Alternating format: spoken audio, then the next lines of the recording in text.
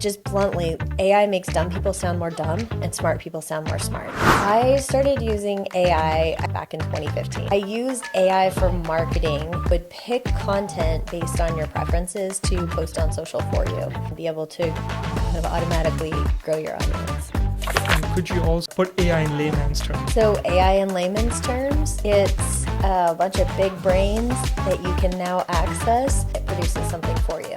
We have a master class every Wednesday. Opus scores them based on their likelihood to go viral. Caption it, it does great hooks as titles, and then that content goes everywhere.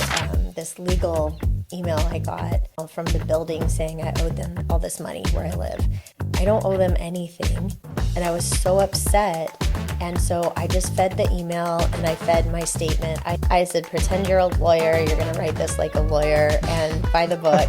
I put everything in Claude. I'm like, I'm so mad, blah, blah, blah, you know? Yeah. And it was great. It was so good, and it captured all the points that my emotions I would not have seen. Even if you think about relationships with your girlfriend, boyfriend, whatever, when there is upset in a relationship, somebody's mad at the other person, it's because there was something that was not communicated, but that was like an unstated expectation. So if you think about it like AI, where you have to be really, really clear in communicating your needs, I feel like it's gonna help relationships.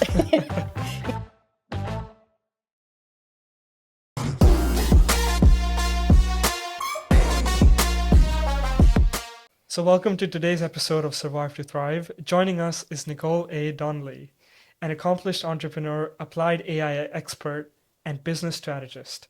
Nicole is the founder of AI Smart Ventures, a leading applied AI agency. Additionally, Nicole founded Emotionality, a program focused on enhancing emotional intelligence and personal development. Nicole's journey include founding and growing the global brand Baby Likes, known for its charitable contributions and international success. She's also a three-time author and sought-after speaker, recognized for her innovative approaches in AI, marketing, and emotional intelligence. In part one, we'll explore Nicole's professional journey, her insights on leveraging AI for business growth. How are you, Nicole? I'm great, thank you. Thanks for having me here. Absolutely. Nicole, when I was first researching about you, I was really shocked by baby legs. Yes. But I was also shocked by the fact that you were using AI before it was popular. So I'd love to know more about your journey with AI, and could you also do me a favor and put AI in layman's terms first? Okay. Thank you. So AI in layman's terms, it's a bunch of big brains that you can now access by simply typing something in or saying a sentence, and it produces something for you. That's generative AI, and that is, we just call them the LLMs, the large language models, the big brains. And you get access to these super powered brains that are trained to do different things. Some are trained in human speech, some are trained in images, some are trained to give you fresh content. But there's many big brains out there that have been trained for different things that now we have access to. Yeah. And what was your journey like just using them? Okay, well, When did it start? I started using AI. I actually got a Facebook memory that popped up when I did an AI workshop back in 2015. Okay. So it's been a while. And I used AI for marketing. I used it in our client work. And then I did these workshops to show people how they could use AI for content dissemination and curation, because back in the day when you were posting on social, you needed to post other people's content at about 3-to-1 ratio, so that your content would get seen more.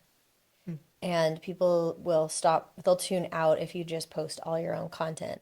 So the rule used to be more of a 3-to-1, and the AI would pick content based on your preferences to post on social for you. And you could pick the resources you wanted it to come from, but it got smarter and smarter and would post even better content that aligned with what your audience liked and be able to kind of automatically grow your audience. So you're saying that it's not repurposing, though, is it? It is. It is Well, repurposing. it's sharing other people's content, not Got it. necessarily repurposing as in taking your content and putting it into lots of small pieces. Right. The AI now is really good for that. Nice. I've also heard about how so many different agencies are popping up who are simply repurposing the content and making money. Have you heard of some of those? Yes, absolutely. Right. Do you think it's a pretty good venture for someone who wants to get their feet wet in AI and is thinking about it? Uh, I I mean, you could. Do you love to do it?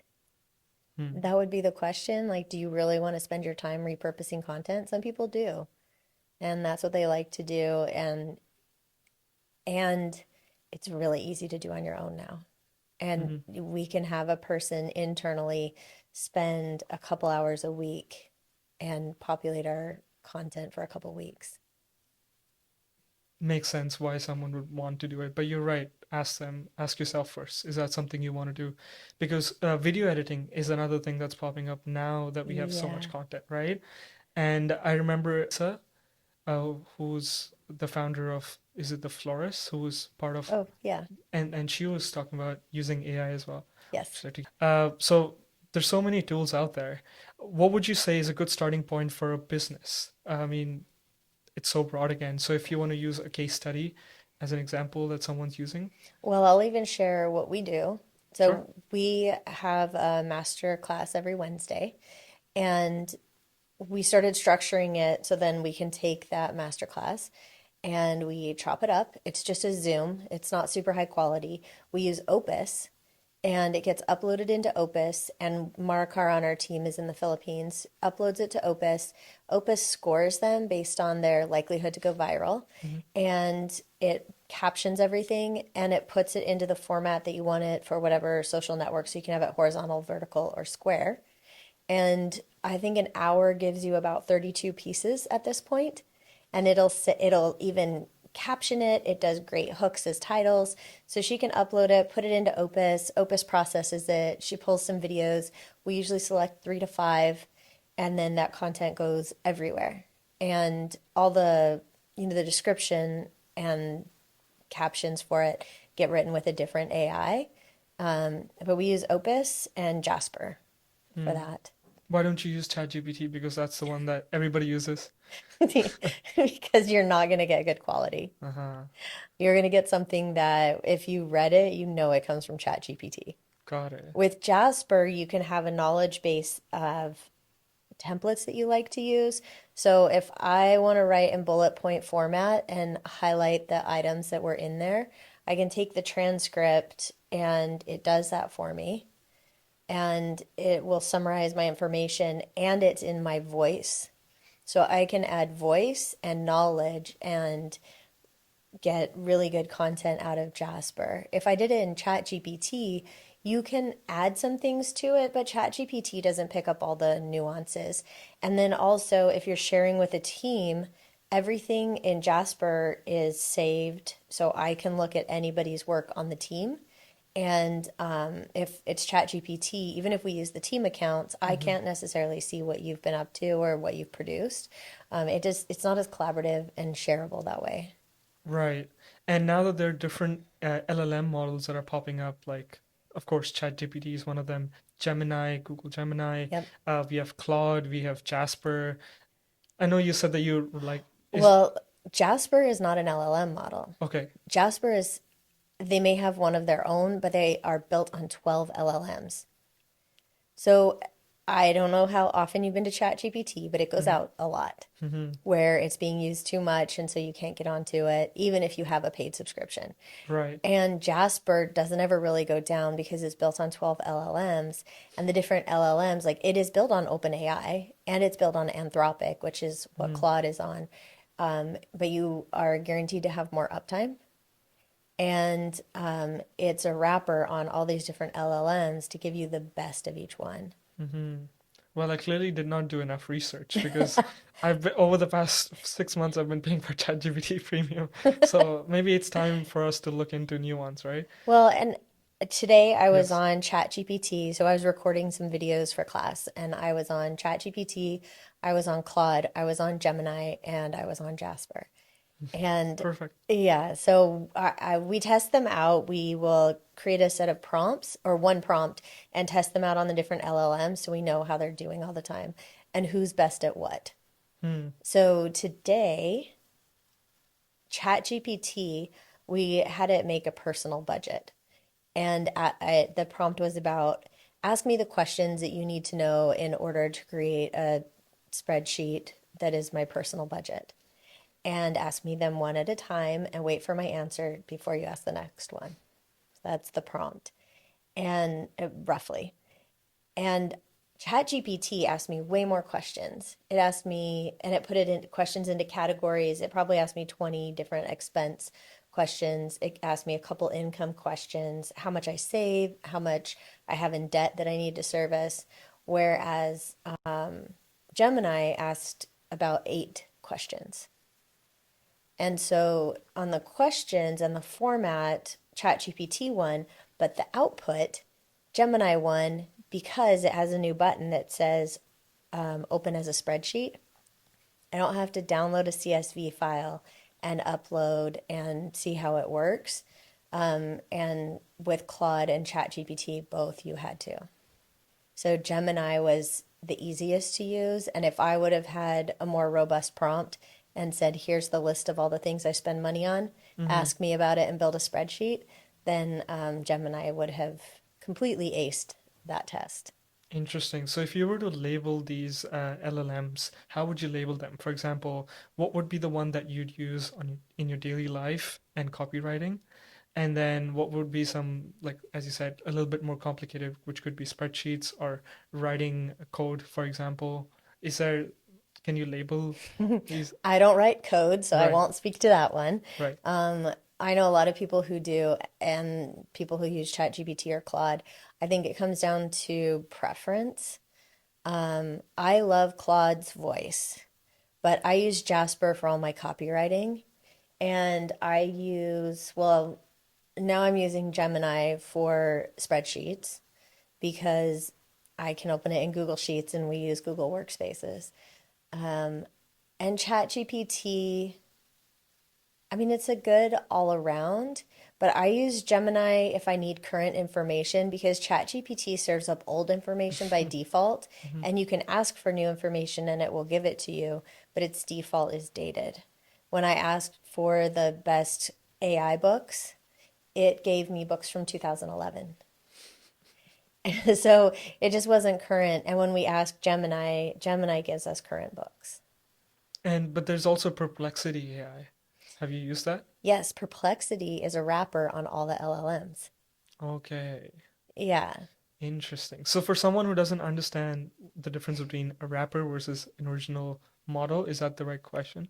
Or is that the right word? Well, What's the there's difference? several different rappers, like Poe is a rapper, and not a rapper like Snoop Dogg or those, but Yeah. it's an LLM that is wrapped with their their instructions on how the information should come out of the tool, and no matter how you put stuff in.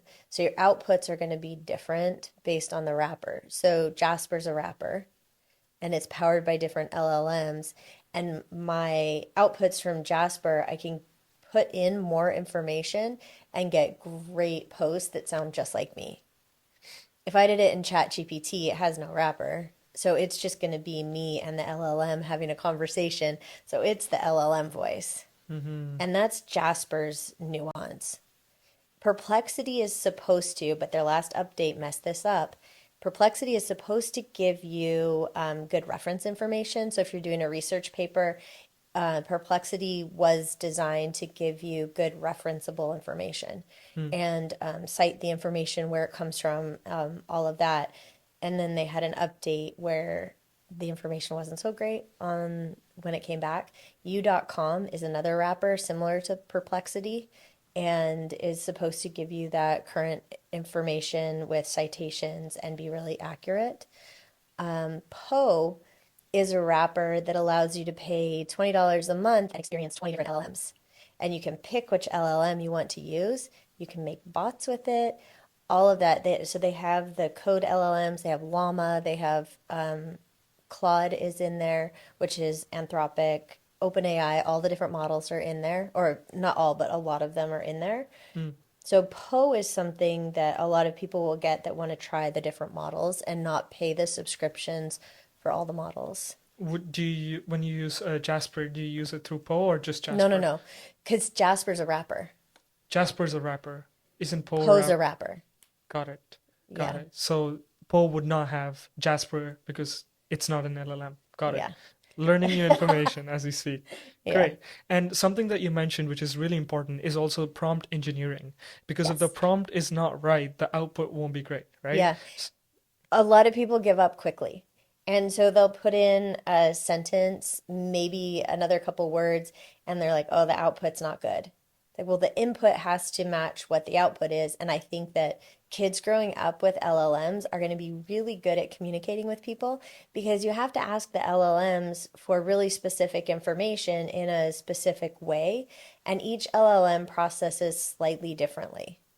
And so you get better at asking better questions and giving it better instructions. So most people would just say, I need to make a budget or make a budget for me.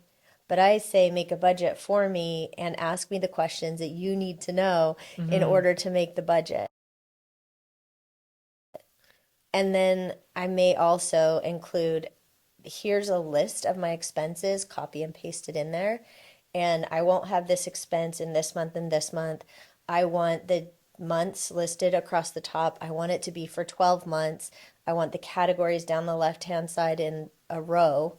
So I might say I want this in columns, this in rows, and get really specific. Then I'm going to have a better output or an output more like I want the result to be. But if somebody just asks for a budget, they might be like, "Oh, that thing didn't work." And so many people will try a couple times and say that the AI doesn't work. I still I want to highlight something that you said, which is different from what I've heard other people say, but now that you've said it, it kind of makes more sense to me. That the children who are growing up with AI and who have to prompt in order for the AI to produce result, they will have better communication skills, or at least be able to ask better questions. It's not something that I've heard before, but it does make sense. Go ahead. Well, even if you think about relationships with your girlfriend, boyfriend, whatever, when there is upset in a relationship, somebody's mad at the other person, it's because there was something that was not communicated, but that was like an unstated expectation. And so you behave in a way the other person doesn't like. But they didn't clearly communicate it most of the time. And so you have to then have a conversation and clarify about the upset. So if you think about it like AI, where you have to be really, really clear in communicating your needs, I feel like it's going to help relationships. LLMs are going to get to a Yeah. point pretty quickly where they can just do things for you and you don't have to be so specific. Um, but it's really good training for talking to people and to stop being frustrated in the moment and think about what you really intend to say and what you desire as the output. Hmm. No, I have a friend, I won't name him, but I, I- I've never heard this use case before, but I'll share it with you. So he was having some relationship troubles, and he went to ChatGPT, kind of just explained everything that was going on, and was just asking for like a friendly advice. And ChatGPT gave a similar advice, which I gave, and that's what he said. He said that after. I was laughing my ass off. Well, and I have a friend who she started using ChatGPT to structure text messages to her ex-husband when it came time to switching kids off and things like that. He commented and said that she seemed like a completely different woman. And it was because it was ChatGPT writing the messages to him and it took the emotion out of it. Hmm. I used it to write a response to this legal email I got, or yeah, it was an email from the building saying I owed them all this money where I live. I don't owe them anything. And I was so upset. And so I just fed the email and I fed my statement. I swore to this LLM. I put everything in Claude. I'm like, I'm so mad, blah, blah, blah. Yeah. And it crafted a response that was emotionally neutral. I said, pretend you're a lawyer. You're going to write this like a lawyer and buy the book.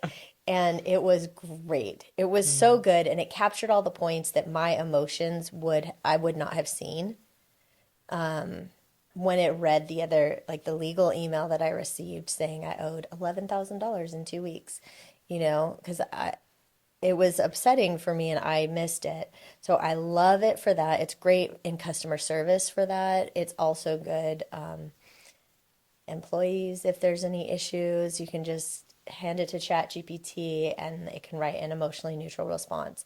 And I know from some of the people that work for me that they use it in their emails to me. Mm-hmm. I can tell when it's not them and it's AI that wrote it, but I don't care. Mm. It's effective and it's about being effective in your communication, being effective in your business, and being really efficient with everything. Right. So should we focus on it more when we're asking ChatGPT to write us an email? Should we focus on more emotion or should we just leave it the way it is and not take a look at it? I would always look at it, Mm. always check it, and always specify the tone that you want the email to take. Sometimes you might want to add some humor and wit. I will say add a bit of wit because humor, it gets goofy, but wit, and so knowing those terms too, you can ask AI for a lot of adjectives of how to describe voice and tone, and it'll give you, like I asked for a list of 80 adjectives to describe voice and tone. So then I can speak to the AI to give it a better voice and tone that appropriate for the situation. And then can it save it after in its memory? In theory, it Mm. doesn't though, really. Mm. No, that's that again, why I wouldn't use ChatGPT all the time. But then I did have a friend who needed to give a eulogy at a funeral, and he had this written piece of paper, and he just like couldn't get past the first notes because he was really emotional about it. I used the ChatGPT app on my phone. I took a picture and I asked it to write a eulogy, like just rewrite this. And it used too many adjectives, and that's a thing that it does. And so you ask it to use no adjectives or very few. Say use, I don't know, three in this whole thing. And it doesn't sound as flowery and kind of ridiculous. And it made a great eulogy, which was his words, but a little bit more organized. And that it wrote it for him. And the app I find handy because you can take pictures of writing and you could, my husband's dyslexic, and so it will read the writing to him. And then he can have conversations with the document in a way that wasn't possible before. Mm. Quite mind-blowing, isn't it? Yeah. Um, when you're interacting with ChatGPT and it puts out a copy so you can check it, but for someone who does not have that knowledge yet and basically understanding what a good copy means and they're using it, right? So, which is why AI gets a bad rep because young students are using it, but they don't really know what the output is saying. What would you say about that? I would say they need to learn discernment and Mm. really pay attention. So in our course, we've had to teach discernment. And it's a really funny thing to try to teach people how to have it because some people are better at it than others. And if you're ESL, you don't know local colloquialisms or even the difference between Australia, England, US, Canada. There are sayings that we use that if we look at what AI says, it doesn't accurately represent what we mean. And there are some of those things that you can just tell it was written by AI. And so, in that, it's kind of stay in your lane, stay with what you know. And if you don't know this topic or have discernment in an area, ask your friends because ask somebody who you know is good at that.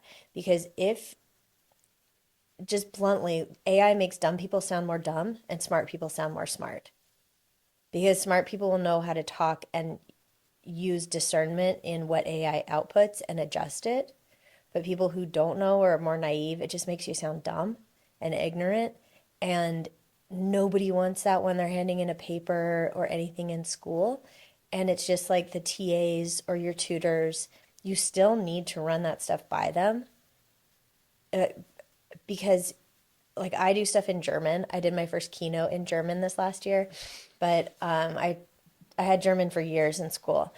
And I still have a native German speaker look over everything I do, even if I have outputs from AI, because there are sayings, there are little nuances, there are words that might be correct but outdated Mm, that AI will use. So there's two words for comfortable.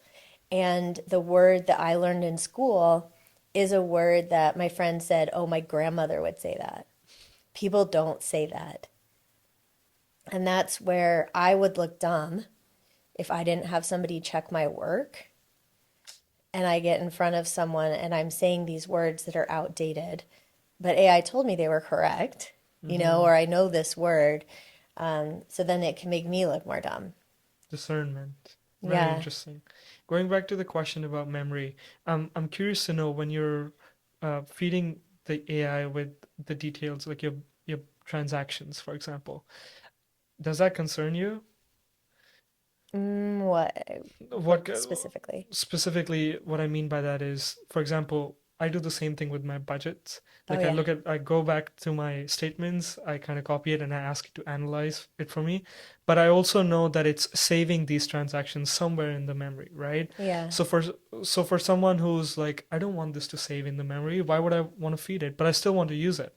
What would be the best way to go about that? You need to turn the training mode off in ChatGPT if you're going to do that.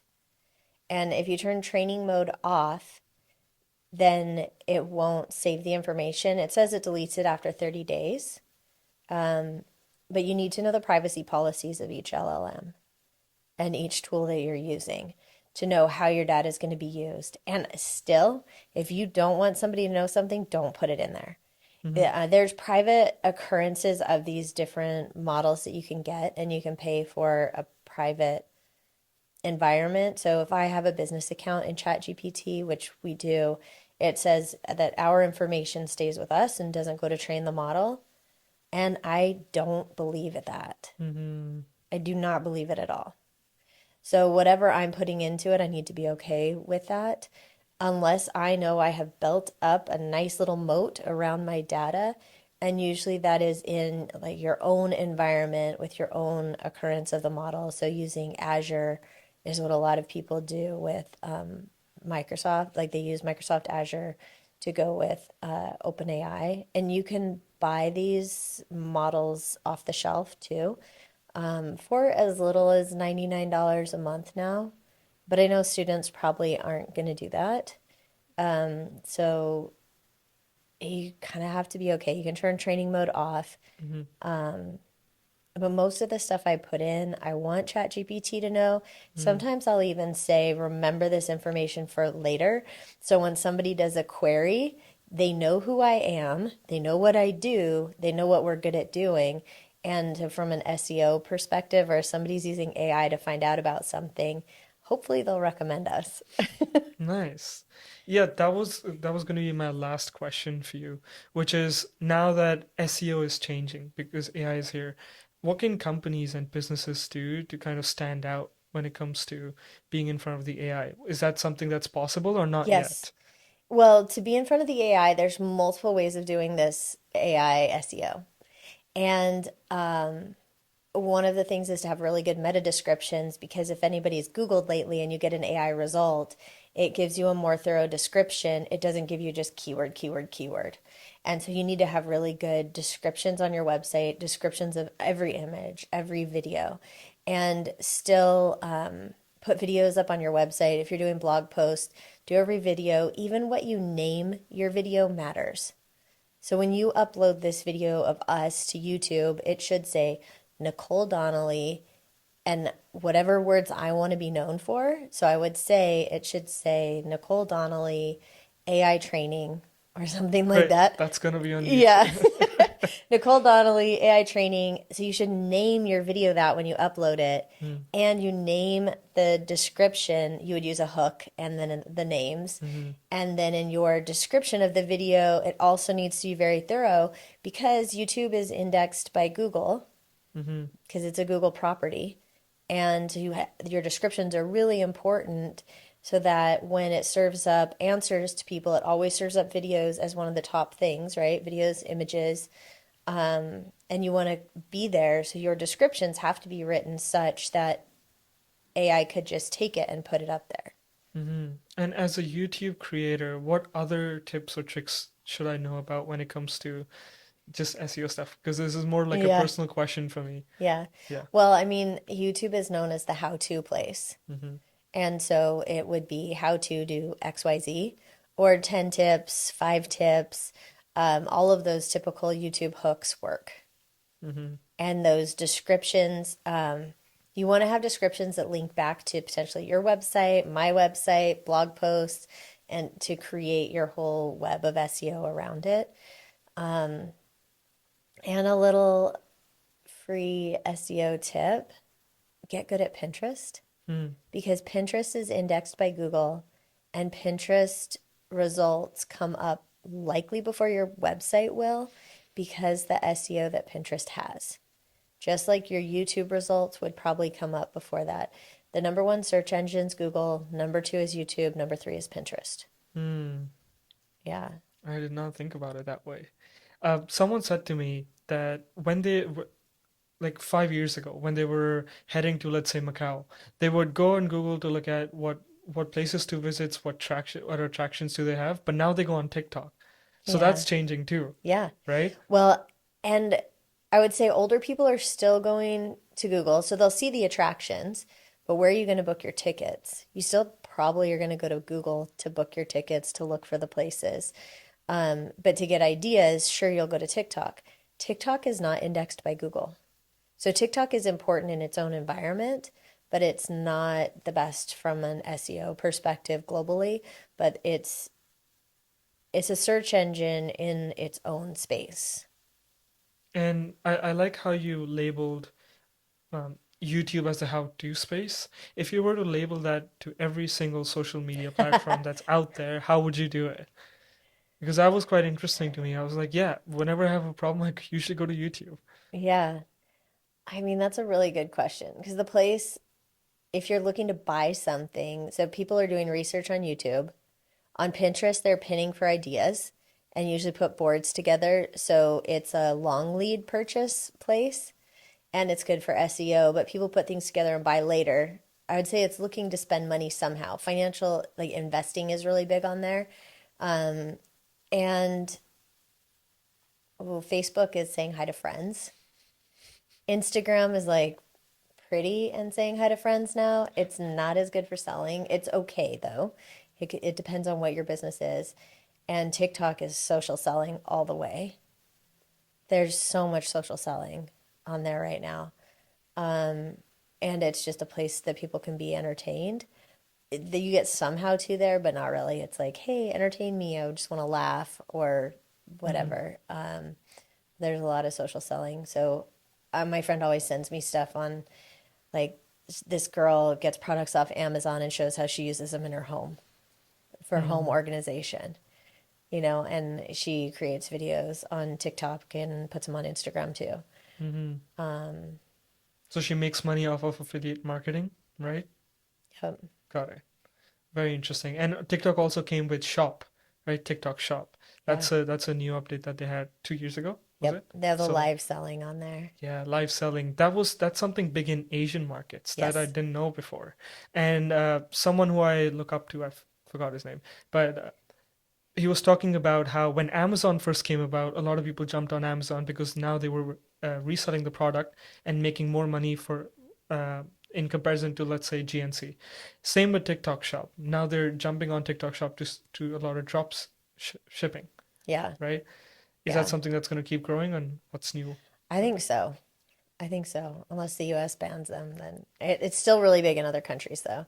It's really big. And then the live selling can happen on other platforms too. And with Facebook too, the demographic is skewing older. And as people are having kids and want to connect, they're coming onto Facebook, younger ones are. And there's older people over on TikTok, but it really depends who your audience is, where you want to go. And it's really important to do the current research on that. And also not just trust the research, but do your own testing.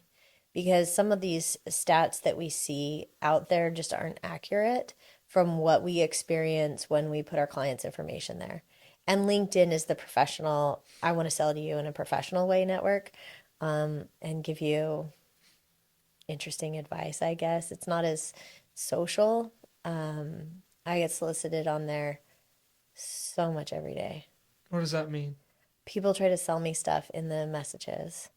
And they'll start out with like, "Hey, I really like your profile and what you're doing with AI." Mm-hmm. But it needs to get more personal Needs to get more personal than that. and accurate. Well, what do you tell your kids about AI?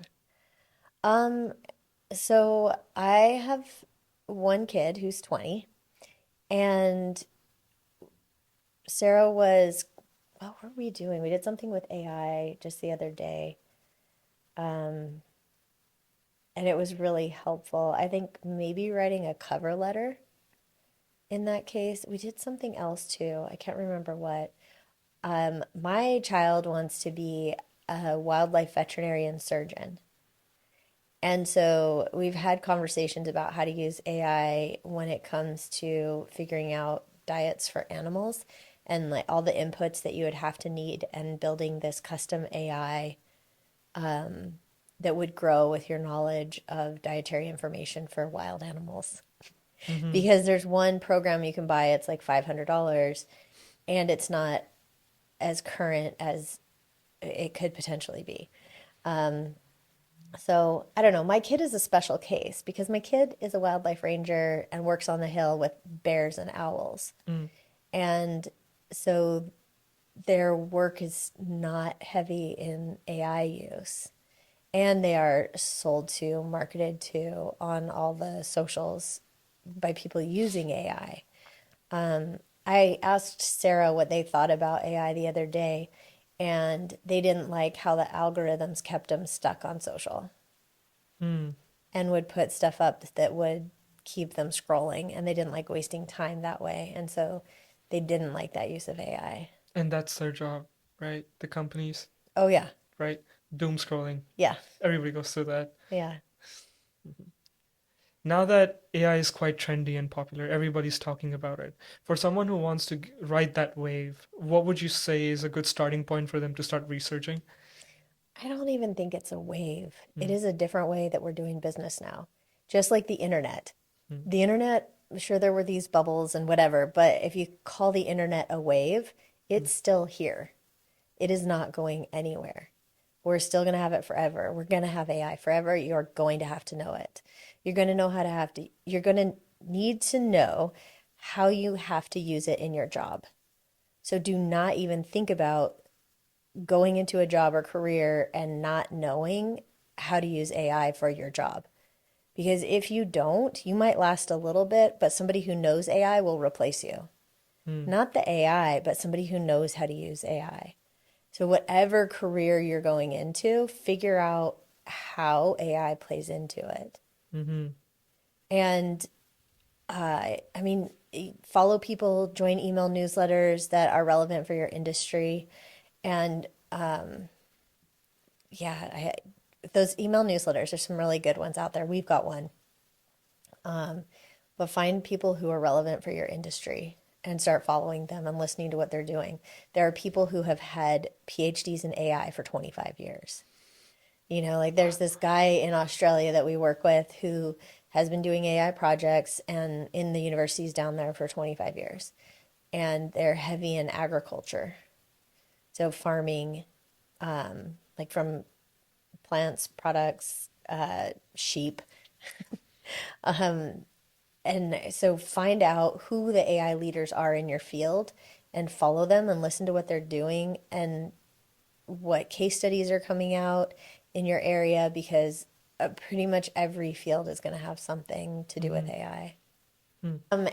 And if you are a student, Yes. a young student, you can come to aismartinsiders.com and we do some student grants and let you come to our classes for free, where you will be in classes with people who are in businesses and you'll get to know them.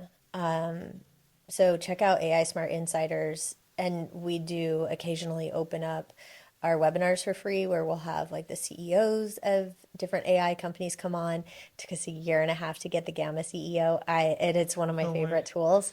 Yeah. But we got You recently had Hey Jen on. Sorry to yes. interrupt. Yeah, we recently had Hey Jen on, which was also took us a year and a half to get. And so then now we have closer relationships with people at these companies. But I love HeyGen and we use it a lot.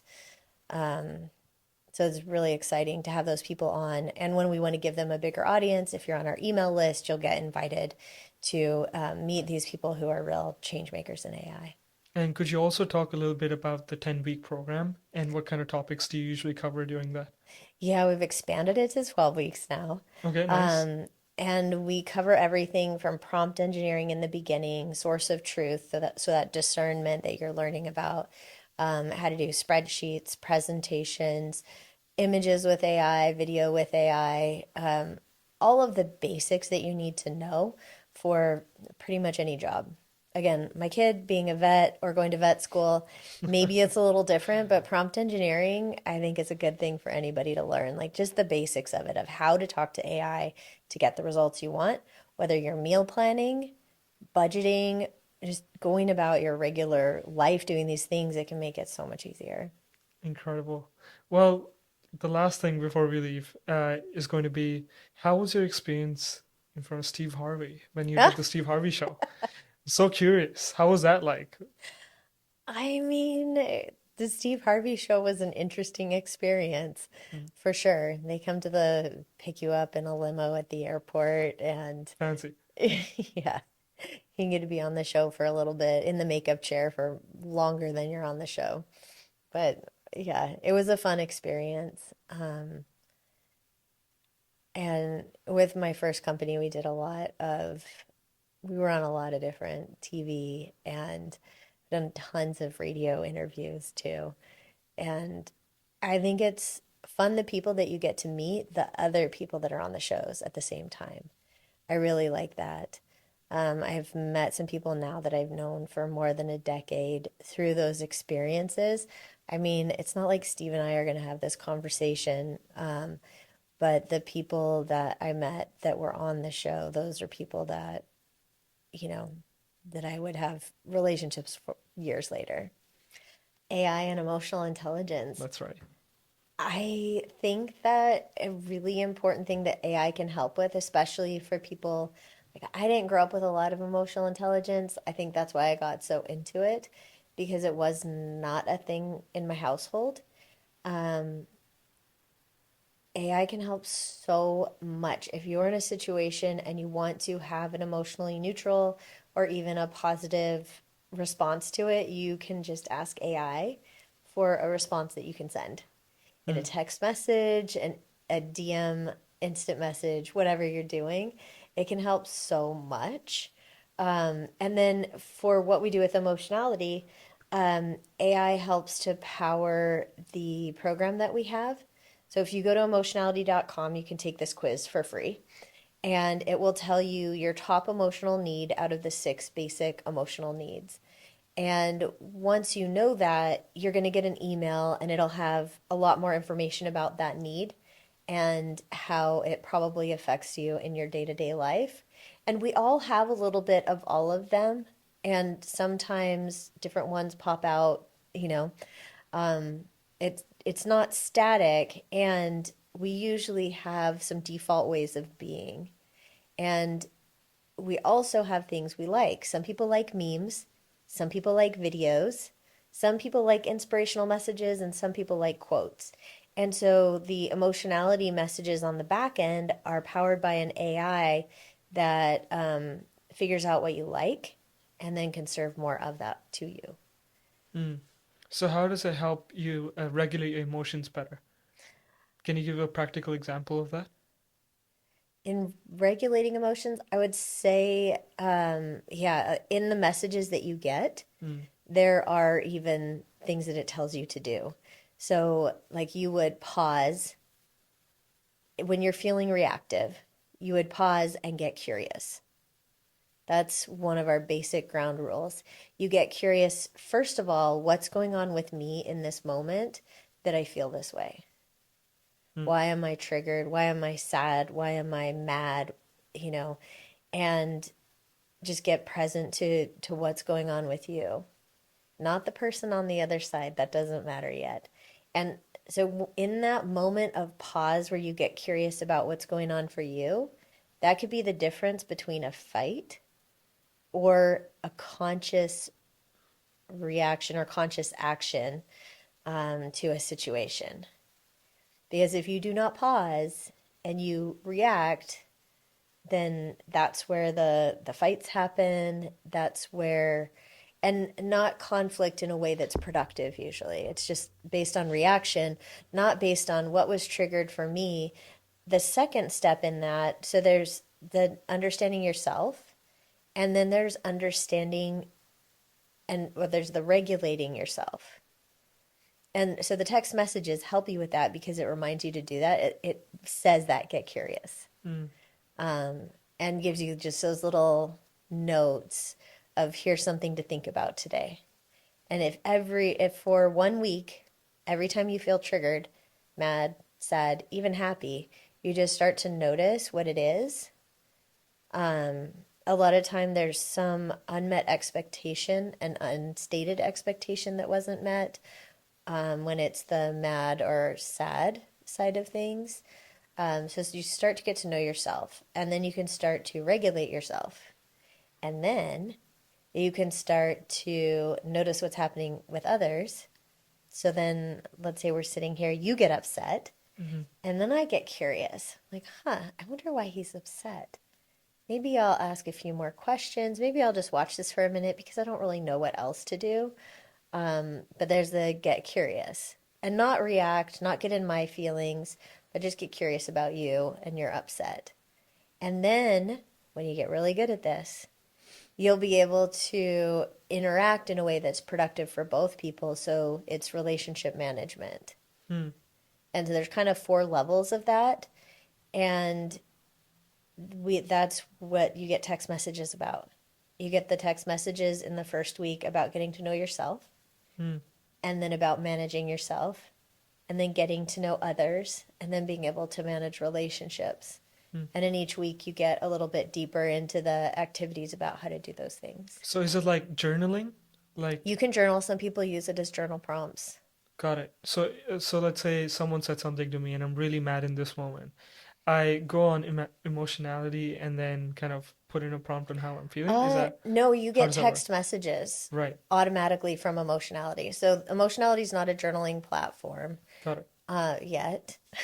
Okay. I And we see. just send you messages that hopefully make you have a better day Got it. and guide you through this process in a really subtle way. And then some people will use the prompts for their own journaling. Got it. So like a really wise friend kind of just sharing your thoughts. In Yeah. case you're feeling this way, here you go. There's a And you text. can always text back to Emotionality Okay, too. great. Like a social friend. There's also this app called Pi AI. Have you heard of it? Yes. Yes, I my friend suggested that I should use it but and then I started talking to it. It's quite nice. It's not like ChatGPT where it's just gonna give you zero emotions and but that makes you introspect a little bit. Yeah, that's one of the top chat apps. Pi is, and the number one thing that AI apps is used for is conversation. And it is so far, if you look at the mobile app stats of AI mobile apps, the conversational apps are like 90% of the use of AI on phones. Interesting. Yeah. Interesting. And there's quite a few different ones that you can use because some of them are trained on famous personas. So you could have a conversation with Tony Robbins or Genghis Khan or whatever, like what these historical figures would have thought, or pop culture figures. I want to have a conversation with Gary Vee and Stephen Bartlett. That's what I want. I'm sure Gary Vee's on there. I would be surprised if Stephen Bartlett wasn't on there. He might be too. Okay. We'll have to look it up. Okay, that sounds a lot of fun. Yeah. Yeah. How has emotional intelligence kind of made you a better leader in Oh, some yeah. sense? Well, I'll tell you why I started doing this. Because in my first company at Baby Legs, my team did a 360 review on me. And they told, I mean, they didn't tell me directly. They told me in this anonymous form. Um, I did this Bell Leadership Institute at the University of North Carolina, and part of it was to collect all of these forms from people. And so my mentor filled it out, my family members filled it out, my team filled it out, and then I got the results after a good day and a half of preparation at the Bell Leadership Institute at UNC. And in the room, we had about 30 CEOs of companies, And one person in the room had good reviews from his team, from his employees, friends, and family. And it wasn't me. I got to see, so in the version that we made first, the Happy Camper model, it was the kind of the monsters that come out. So when everybody's got the six basic emotional needs, and we learned about this also at Bell Leadership Institute. They teach it at Tony Robbins stuff too.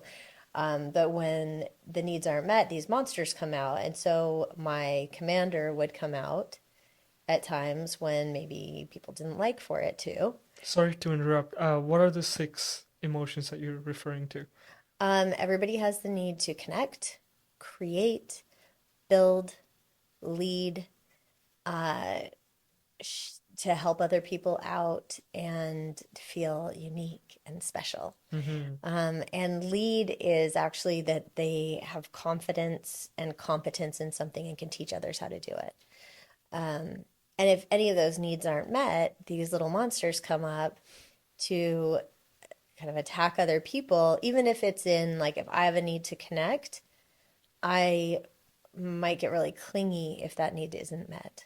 So when a kid has a need to connect, they'll be up in your lap Mm. and up in your business all the time. And it's like, hey, leave me alone. But sometimes they just need that 5 minutes. And when I became aware of it, then I could be a better mom because my child at the time was 4 or 5 years old. And so there would be those connection needs. And then I could be much more conscious to, oh, this is what my kid needs right now. My kid just needs my attention, undivided attention Mm. for 5 minutes. And then they're off doing something else instead of them bugging you for 20 minutes. Got it. Got Yeah. it. And it's the same with adults. It just manifests a little differently. So I learned what my monsters were at Bell Leadership Institute, and I also learned kind of the antidote to these things. Okay. And and that's kind of what you get from emotionality. It's like this thing is happening. I can disarm the monsters in myself, and I could disarm the monsters in other people now because I've been practicing this for 13, 14 years.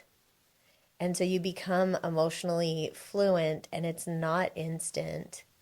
It helps to have those guidelines to know, for me, to analytically say like the emotions, if this, then that, right? If this person is doing this thing, this is probably why.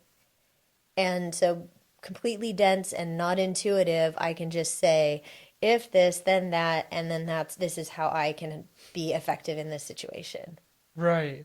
So I have worked with a lot of autistic people, and they'll carry the little book in their backpack because it helps so much to know the if this, then that of emotions. Mm.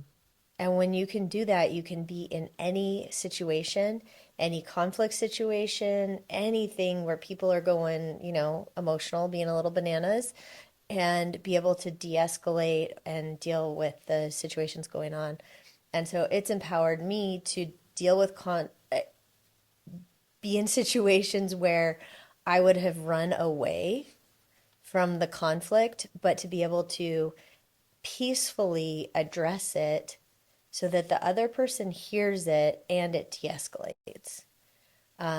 There was a man in this group setting who kept referring to women as bitches and whores and all this. And it was a business setting and he was a business owner. And there were other women in the room who clearly were not comfortable with it. They were very upset. The conversations were happening in the bathroom, but nobody dared to talk to him directly. So I got out my little Happy Camper book with the monsters and I sat down with him and I said, hey, here's what I see going on, and here's how it's affecting other people. You have a daughter, don't you? And this is how the situation could affect your daughter growing up. You Mm. want to be a better dad and a better human. And I know that. I know you're a good person. And so let's not use this language that is aggressive to women because I don't think you want your daughter to be exposed to that language. And that starts here today in this room with all of these people. Mm. And he was receptive. He stopped it immediately. and he has never done it again. And I've known him for a couple of years now. Mm. And it just took that, like, I would have not ever done this before. I would not have been able to have those kind of conversations with someone that left him feeling heard in the situation, but also I was heard in the situation, and I was able to affect this change in something that I I was affected by my whole life in rooms with men saying these things, that were Mm. not friendly to women. And in this case, it just like it gave me the ability to know how to deal with that situation. Wow, that's a really powerful story. Thank you for sharing that. I wonder when you opened that book in front of him, what was he going through? Does that show in the book as well, or is it something that you're feeling? In this case, for me, in this case, it was more about me protecting the other women. Right. And in his situation, it was a lack of self-worth Mm. and a lack of integrity. And so his bully monster was coming out. The bully one is really easy to spot. The bully puts others down, Mm. either in name calling or I don't know, they say they're stupid or the bitch or whore, whatever, right? Mm-hmm. The bully degrades others, which it can sound very similar to the commander who wants to be in control of a situation and things aren't going according to plan. And so I imagine like a superintendent on a construction site Mm. who's yelling at all the guys to do all the things. Mm-hmm. That's our commander persona. But a bully degrades others. Mm-hmm. And so I could understand that in the situation and his dealing with this particular woman that he was talking about, he was feeling a lack of self esteem and self worth. And so in the conversation, I never did anything to degrade his self worth further. I built him up as the possibility of being this example for his daughter, and Mm-hmm. being the kind of dad that she would respect, and an example of the kind of man that he would want for her to marry. Mm-hmm. Wow. I can't believe if I was put in your shoes, I would definitely be angry. And I would not have properly regulated my emotions in order to communicate those feelings with that person. My question to you is, for someone who hasn't read the book or doesn't know about the monsters, could you give us a little crash course on what the monsters are, how do you spot them, and once you spot them, what's the solution? Or, as you said, your formula, if this, then that. Could you go through that? Yeah, I would say it really helps to have the visual in this case. Okay. You can go to happycamper.world to see the monsters version of this. It's the same stuff that's on emotionality.com. It's just in a more graphic format that's visualized in a way that it's a poster you can print and put up on your wall. But the rules in both situations, because every situation's a bit nuanced. So I'll use another example that will highlight three of these. Got it. But the first thing you do is get curious in any situation. What's going on with me? Why do I feel triggered? I mean, obviously, somebody talking bad about women, I'm a female. I don't want him to, like, I just don't want that. It doesn't feel good. It doesn't feel good for me. And then I see all the other women in the room, like, they're not liking it either. And one of my values is care for the community. And so in this case, I needed to clean it up because I know no one else was going to. And so I'm going to clean this up. And that's just who I am. And that I know that I have this ability now Mm. that I did not have before. Um, I had a situation where I got an email and it said, hey, this was for a volunteer position on a board that I had. And he's like, you're not doing a good job because of this. So he basically was being the bully and calling me like, yeah, telling me I did a bad job, but not in such a nice way. I don't want to talk to you. I'm not available. I'm going to be gone for the next month. So that would be the avoider. And the avoider is the opposite of the helpful person that wants to help you out. The bully is the opposite of the achiever. So there's those, and then There was another one where it was the commander. Oh, yeah, because he told me what I needed to do and by when. Mm-hmm. It was not his role to tell me this. Mm.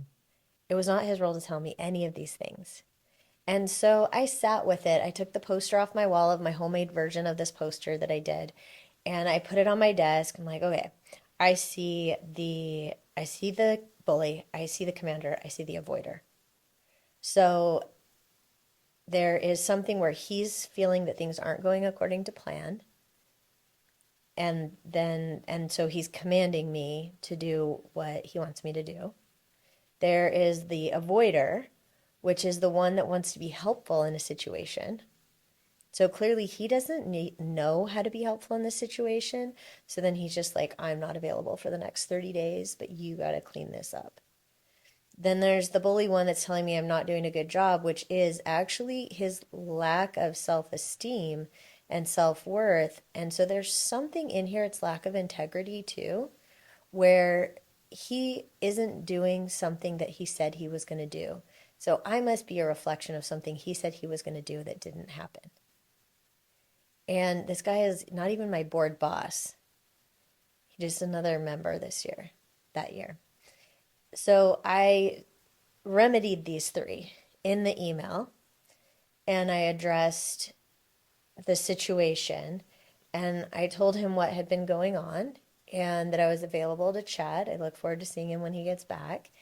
And because I addressed the issues with these specific things, so I made him feel like he could be helpful to remedy the situation.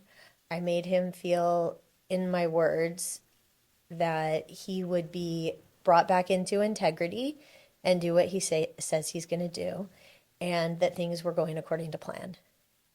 And where they weren't going according to plan, what happened there. And within 24 hours, I heard back from him. Mm. And he was overseas. And he was like, I'm not available till after Christmas. This was beginning of December, or New Year's or whatever it was. And so he responded within 24 hours. He apologized and he said he couldn't wait to talk to me when he got back. Mm. And so by my thinking about these responses with that context, it was so helpful. Instead of me just getting mad because he sends me this message. So now I can input this information into AI Right. and have an emotionally intelligent response to something that Mm-hmm. addresses the monsters of what's not being met. And I can do that by having all of that as a piece of knowledge in Jasper, Mm-hmm. which is pretty handy. Working on a little bot that does that too. Okay. But it made such a big difference to be able to just take myself out of the situation in the way that it's not about me. I didn't do anything wrong. And I don't have to take it personally. And Mm. I can just create that little buffer of space by getting curious and breaking it down analytically. Mm. I mean, especially when you're not in front of that person, it's hard to know what they're feeling. Hmm. But when you read that email, you were able to interpret that and then you go back to the chart to kind of point it out, right? Yeah. Yeah. If if let's say there's a person named Vincent, right? He's 20-year-old. Yeah. I'm thinking, what are some situations that he might be in where this chart could be helpful? So when you're interacting with your spouse or not spouse at that age, but more like relationships, right? With your parents, with your girlfriends, boyfriends, Your uh, roommates. roommates, big one, Yeah. teachers, professors. Yes. It's so useful at that time too. Yes. Um, where else? Your employer, right? In a Yes. business setting. How have you used this with the people that you work with? Um, I mean, I use it every day. Right. Every day. Every day there's people to deal with, and I'm just better at dealing with it now. Hmm. And the things don't trigger me or get me as upset. There are maybe two people on this planet who could trigger me pretty instantly. Who are they? Their romantic relationship from the past. And that's a whole different topic. Hmm. Because, yeah, no matter what I say, it doesn't matter. Hmm. in those cases. But those would be the most challenging ones. And it helps me in the way that no matter how they're being, I can be with that as calmly as I can possibly be in a situation. My aura ring doesn't show stress very often. I'm pretty in the middle. Mm-hmm, mm-hmm. There's just a few situations, like a couple people, where it would go up. Mm, But even conflict in the family, and as a mom, I have such a good relationship with my kid. mm, We have such a good relationship because they told me this on Mother's Day that one of the things that they liked the most about me is that they could come to me about anything and I'm not going to react. mm, And it's because my kid's 20, and for the last, I guess, 16 years, I have consciously acted with my kid. I think I lost it a couple times when they were little and screaming in the car, which Sarah doesn't remember. But any interaction, no matter what Sarah says to me about what's going on, then I can consciously choose my action. So, like you with your parents, no matter what your parents say to you, you could consciously just stop, get curious, what's going on for them, and choose your responses, you know? And so my kid can talk to me about anything because I'm not reactive. And I love that so much. And that was the thing that I wanted and that I'm probably most proud of in my life is that I have a child who I love to be with, who loves to be with me, and we can talk about everything. Like mm, even the really hard things. And I'm getting emotional, but mm-hmm. it's so many years of work that I've put into it to have that relationship. And I do my best to have those kind of relationships with all the people that I work I wish Sarah was here so I could ask her these questions on what makes you a good mother, or but as you said, you've consciously put effort into that, right? Yeah, And every day. I'm sure it's not easy. You can lose your crap one day. I think, would you like to elaborate a little bit more on how you put that effort in? Well, I remember one day when Sarah was 7 and telling me something about their dad and what their dad bought for them or something. And Sarah's like, "Well, Papa got me this." And because Sarah would try to get him in trouble with me, or kids just do those things, test their parents. And that I was sitting at a stoplight, we were driving from school or somewhere, and I just thought, I could take this because I paused and got curious, and it's like, I could take this anywhere I want, this conversation. And I was like, yeah, it's Papa's job to spoil you. It's my job to teach you how to be a person in the world without me, like when I'm not here, how to be a good person. And ever since that moment, then I become a resource for my kid. And so Sarah comes to me when they have questions about things and they ask for my motherly wisdom. And I never thought that kind of relationship was possible because I didn't have that with my parents at all. I would not have listened to them. I wouldn't have wanted to. They were very much command and control. Mm, But because we have this relationship, and at different times, Sarah's expressed it differently. Like at their dad's, they have a short leash, and at my house, they have no leash. And it's not that Sarah didn't have respect, but mm, I also there was a mutual respect, and Sarah didn't want to violate that trust.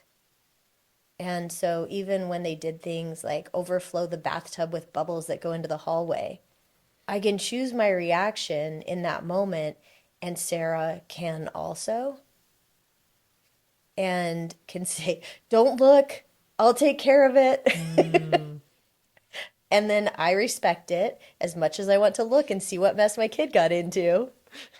I just stay sitting on the couch in the living room. Sarah's like, I got it, I got it. All these towels are going into the bathroom, mm, And then afterwards, I can mm-hmm, say, do you know why we don't want to have bubbles on the carpet? mm-hmm.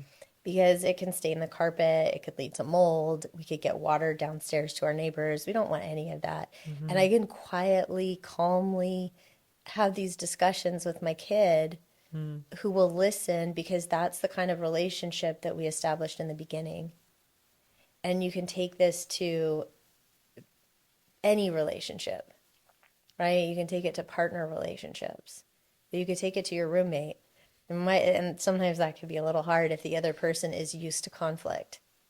And the thing about, we get back to social media and the addiction and games, is that when we're in relationship with people, if we are, depends how you grow up. If you grow up in a traumatic environment and you're used to inconsistency, you expect it in your relationships. And so it's like a video game where you might get shot here, it's not safe there. You will choose relationships that challenge you in the same way a video game does. So I don't know what your reaction is going to be from day to day. Mm-hmm. And that keeps me hooked in that doom scroll kind of way, is I Mm-hmm. want to stay in this because I don't ever know how you're going to react. And if I know how you're going to react and it's going to be steady, it's boring and it doesn't keep me entertained subconsciously. There's a whole thing about that. And so if you can start to choose the people to be around too that are also like conducive to having these kind of calm conversations and react like conscious actions and are open to that conversation, you'll just have so many more peaceful relationships. Mm-hmm. And it doesn't have to be super dramatic, but people are addicted to drama because I grew up with trauma. Mm-hmm. And that was something that I had to unlearn and to be able to appreciate like peace and calm. And someone might ask you this, Nicole, that you don't have a degree in psychology. How could you have come up with these six monsters? Is that your lived experience that you're sharing with people? Well, I just articulate it different. This isn't Mm-hmm. new information. This information and this methodology has been around since the 60s. Mm-hmm. And so I just put it in a way that I could share it with my kid. Mm-hmm. And then my kid wanted to share it with their friends. So that's why I made the first version, the Happy Camper Guidebook, because my child asked for it, because they didn't think it was fair that their friends didn't have this information. Mm-hmm. So I was like, all right, well, I'll write a book. That's sweet of you. I wish I had that when I was young because I can, as you were saying that, I could think about so many friendships or relationships with my parents or just those conversations that I was in where somehow my emotions shut down and I started reacting. I wasn't sure what I was doing. So I had a like 10-15 second of me doing something, but I don't remember it after, which was Mm, problematic, right? Growing up, yeah. especially. Well, and that's when your emotions have you, because you say, I have emotions, or my emotions have me. And when your emotions have you, like just forget it. And that's the time where now, as an adult, you can choose and you can get curious and you might say, hey, I need a minute. I'm having some emotions about this and I need to figure out what's going on with me, because the reaction is an unarticulated need Mm, that wasn't met.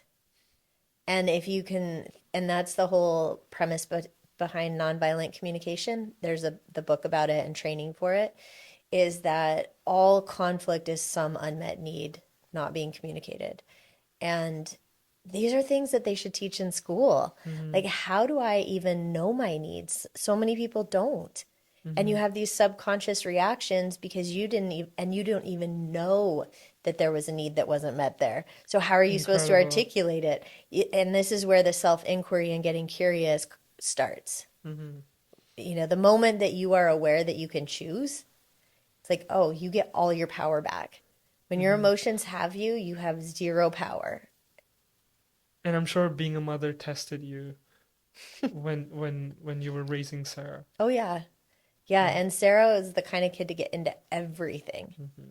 very curious. And I mean, I think Sarah was maybe 3 years old. We had a rope around the gate in the backyard, and we lived across the street from a beach that kind of had a busy beach street in Seattle. And Sarah took a chair, dragged a chair over there, pulled the rope up, opened the gate, and somebody on the beach found them. Hmm. I mean, this kid and dumping ashes into the silverware drawer. I don't even know why. Or Mm. taking the fish out of the fish bowl because they want to pet it. Like Sarah would do, I, and my sister had so many of these experiences with Sarah at their house because Sarah would sleep over there and hang out Mm. with the cousins and stuff. And one time my sister woke up at something like 2 in the morning and heard Sarah out back stuck in the pond wearing something different than they went to bed in. Oh my God. What's interesting is, as you're sharing these stories, you're still laughing about it. But Yeah. I think some other parent would look at it as Sarah's a problematic child, she's a rebel, she's never going to be successful because she's never going to listen to someone. So I can also see that as you're sharing these things, you have a different perspective completely, and that's what makes you a good parent, right? Well, I think that I don't want to quiet my kids' curiosity or voice as much as I don't necessarily want it to come back at me in a negative way. Mm-hmm. Um, I think that kids allowed to discover things on their own and if they stay curious, then they're going to be brilliant and they're going to have like a path in life and not be hampered by my expectations or by any parental expectations. Because Sarah's dated plenty of boys who have had parents that want to put them down a certain path. Mm-hmm. And if they deviate, they get hell from the parents, and parents want them to do this. And so they just do it, but they don't really know what they want to do because they've never been allowed to explore it.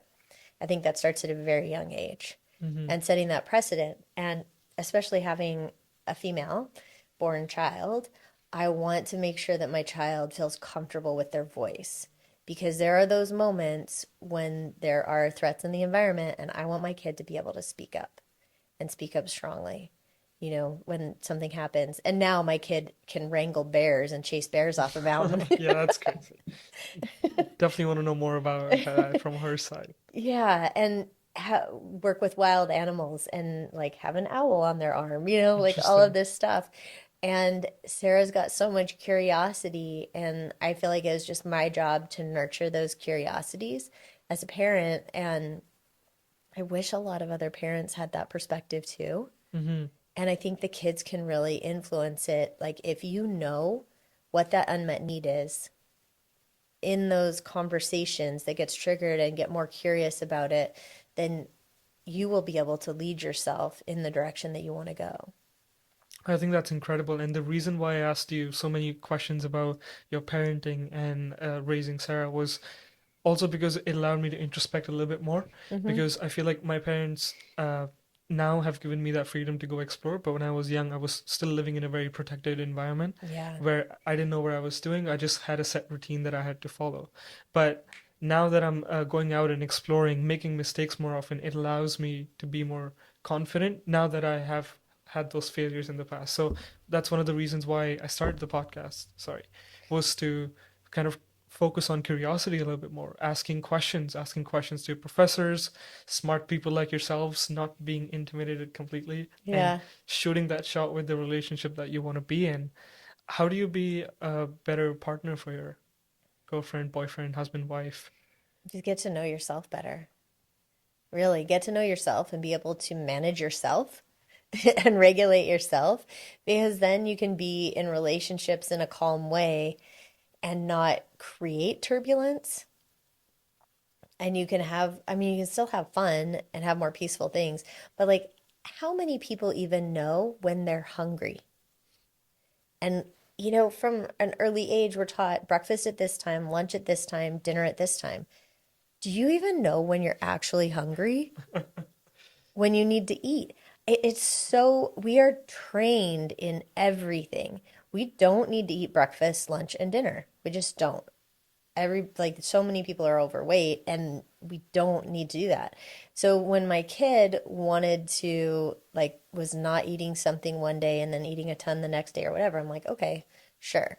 You know, like listen to your body and get to know yourself. Hmm. And it applies to everything. Work, whatever it is, just listening to your body and listening to yourself and what you want to do to figure it out. And some people need to sleep on it to make decisions. Some people have a gut response. And like I have a gut response that's a yes or no. It's a uh-huh or uh-uh. And I Mm, get these feelings right away. My kid needs to sleep on it. And so they think about the thing that they're trying to make a decision about, and in the morning it'll be clear. But get to know yourself and how you operate and the things that make you mad, the things, and the things that make you mad could be an injustice. Like there are certain things like I will not tolerate that talk about women. I will not tolerate the disrespect in that way. And so then learning my values. And I could tell you my 5 values like purpose, act with purpose, hmm fun, don't take yourself too seriously, be respectfully authentic, because authenticity is one, but it's respectfully authentic, care for the community, and hip, which is always new, constantly cool. Hip. Yeah, which speaks to learning and growth, and that's Yeah. a value of mine. And so, what are your values? hmm And do the people, your partner, do they align with your values?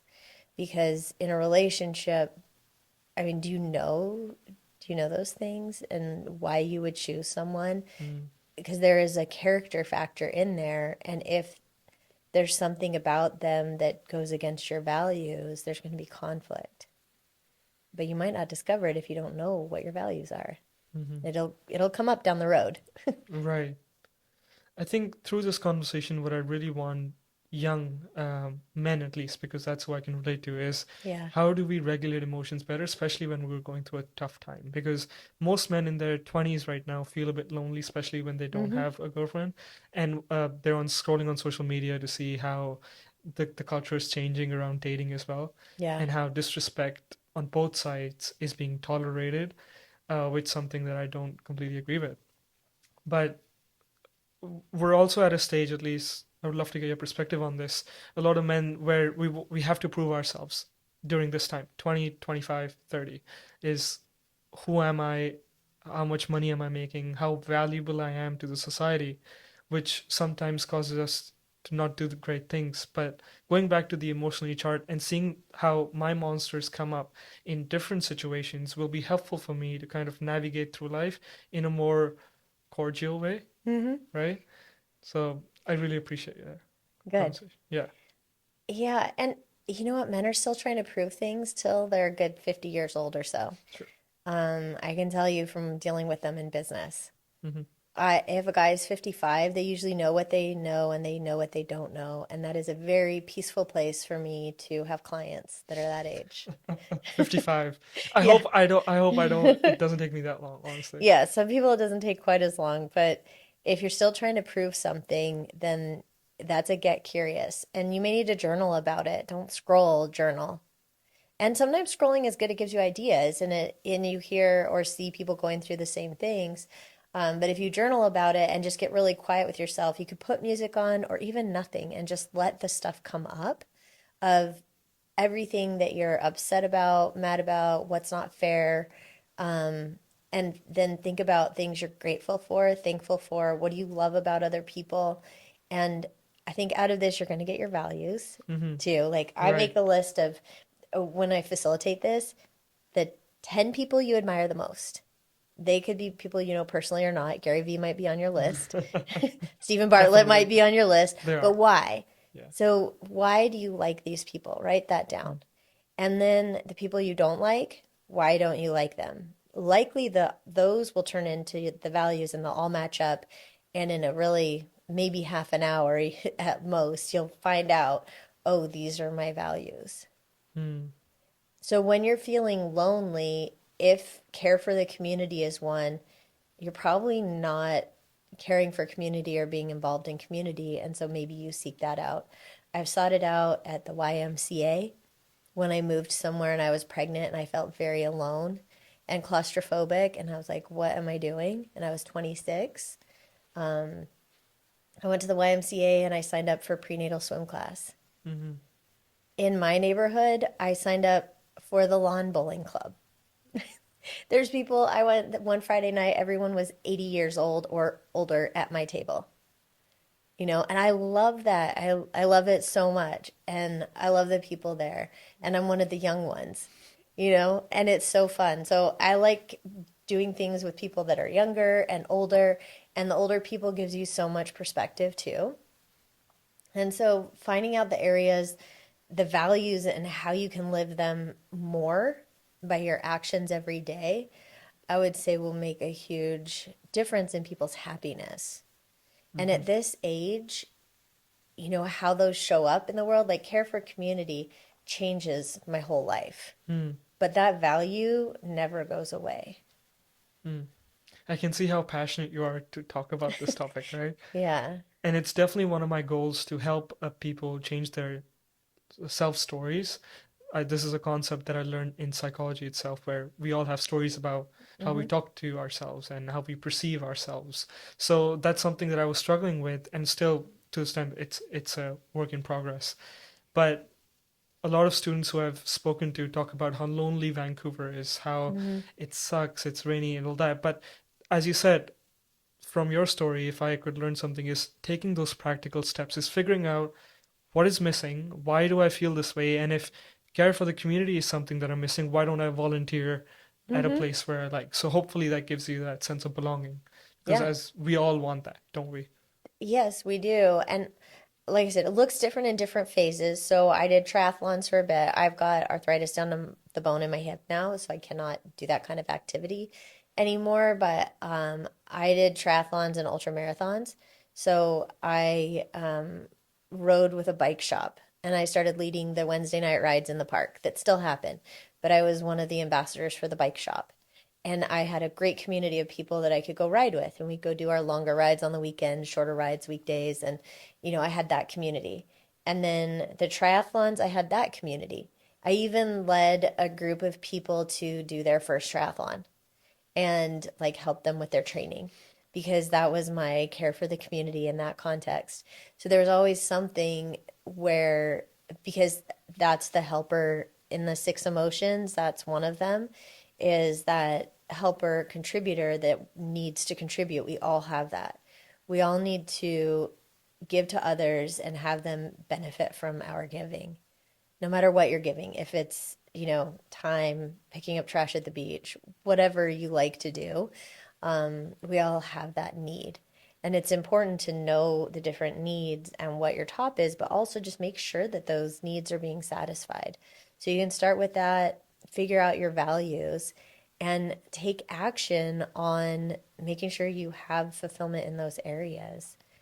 Like get out there, go to the YMCA, go like you said, volunteer somewhere. You could volunteer for a 5K, volunteer at the movies in the park because those are Hmm. super fun and you'll meet lots of people. Um, yeah, there's a lot of different ways. In my building where I live downtown, a lot of the older people are retired, but they always volunteer at stuff around town. So I see them, policing traffic for a marathon or something. Lovely. Yeah. Hmm. If I was to ask you, Nicole, from the experience that you've had so far, if you could put one message out on a billboard for everyone to see, for the at least, or something that you really want to scream on top of your lungs and spread this message, what would that be? I think it would be ask. We could just put one word up there and it'd be Ask. ask.